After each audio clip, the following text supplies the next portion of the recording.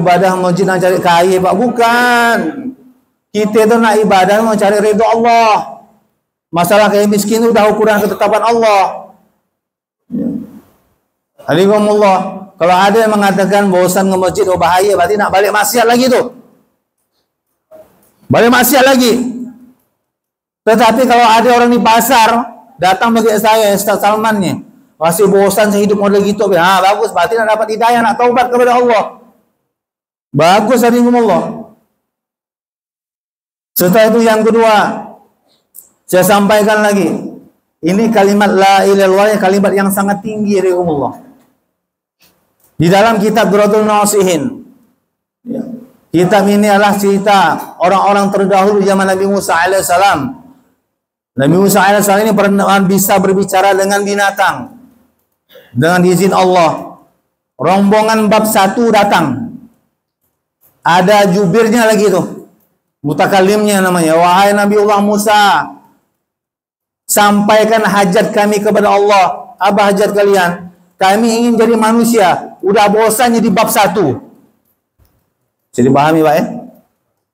Udah bosan jadi binatang bab 1. Bahkan Nabi Musa AS naik ke Bukit Rusina menyampaikan hajat kepada makhluk Allah ini. Allah SWT mengatakan, wahai Musa, sampaikan kepada makhlukku, aku akan kabulkan permintaan mereka. Tetapi dengan satu syarat, apabila mereka jadi manusia, tetapi manusia yang tidak beriman kepada aku. Turun Nabi Musa AS sampaikan kepada rombongan bab 1, permintaan kalian Allah kabulkan, tetapi dengan satu syarat, kalian jadi manusia tetapi tidak beriman kepada Allah Subhanahu wa taala. Langsung teriak bab 1, wahai Nabi Allah, sungguh biarlah kami jadi bab 1 selama-lamanya daripada jadi manusia tapi manusia tidak beriman kepada Allah Subhanahu wa taala. Bab 1 aja paham, Pak. Jadi orang tak beriman itu rugi. Hakikatnya kata alim ulama yang sangat keras, pendapatnya adalah berarti orang-orang kafir ini lebih hina daripada binatang yang paling hina, Pak. Apa dalilnya? Buka Al-Quran surah Al-A'raf ayat 179. Ya. Ulaika kal an'am bal hum adallu. Mereka ini seperti binatang, bahkan lebih hina dari binatang yang paling hina. Alaikumullah. Sebagaimana di dalam Al-Quran, qori kita Bang Fadli menyampaikan bahwa siksaan terjadi kepada kaum Lut. Siapa mereka? Lebih hina dari binatang paling hina. Kalau binatang itu punya otak tapi tidak punya akal. Tetapi mereka tidak meleset kalau cari pasangan. Suaka meleset, Pak. Sapi jantan cari sapi jantan. Oh, tidak bisa meleset, padahal tidak punya akal. Ada manusia, laki dan perempuan, diberi akal cerdas, Pak. Tapi meleset cari birahi, Pak. Laki bertemu laki, perempuan bertemu perempuan. Jadi, Pak. Bapak Ibu rahimahullah, ulaika kal an'am. Mereka ini seperti binatang rahimahullah. Bahkan lebih parah dari binatang yang paling hina rahimahullah. Ini maksudnya ayat itu. Rahimahullah. Yang kedua, saya sampaikan lagi, ini peringatan bagi kita semuanya. Di dalam hadis Nabi SAW, hadis ini dikeluarkan Imam Ahmad di dalam kitab Hayatus Sahabah, kisah-kisah para sahabat. Sayyidina Rafi radhiyallahu anhu berjalan dengan rombongan unta. Unta itu memakai kain-kain merah, kain merah. Maka Nabi masam wajahnya. Tak senang melihatnya. Maka Nabi SAW bersabda, rupanya warna-warna merah ini sudah menguasai kalian, katanya. Jangan nak taksir macam-macam ya. Warna merah ya. Jangan paham masing-masing. Rupanya warna merah telah menguasai kalian, katanya. Artinya, itu cincin merah juga, Pak. Tapi bukan maksudnya cincin, Pak. Bukan. Bapak Ibu, bukan. Ini apa maksudnya? Warna merah yang mana? Itu merah kanji. Merah kanji, Pak. Nggak tahu warna merah apa maksud Nabi SAW. Yang jelas ada hubungan dengan kondisi sekarang. Nabi tidak senang.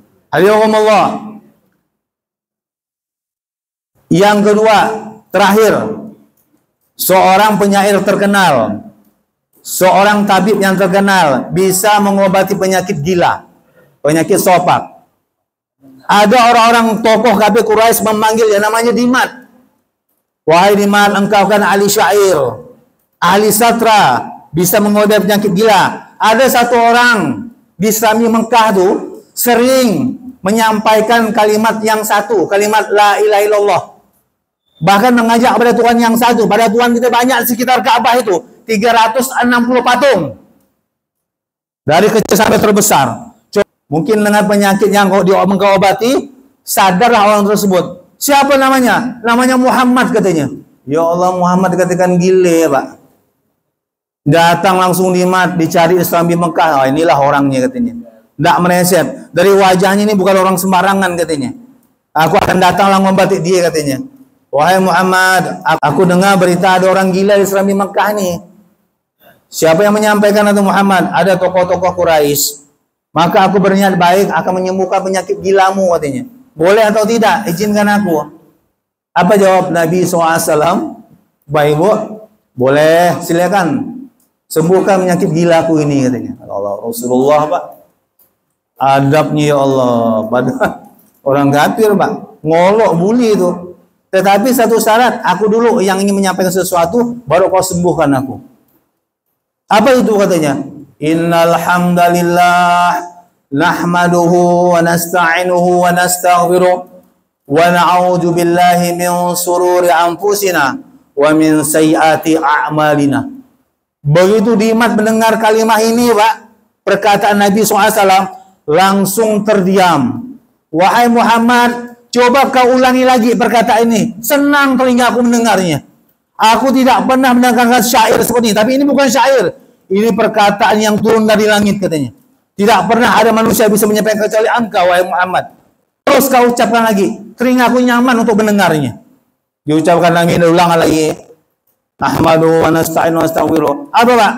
Sungguh hanya Allah yang pantas untuk bersyukur.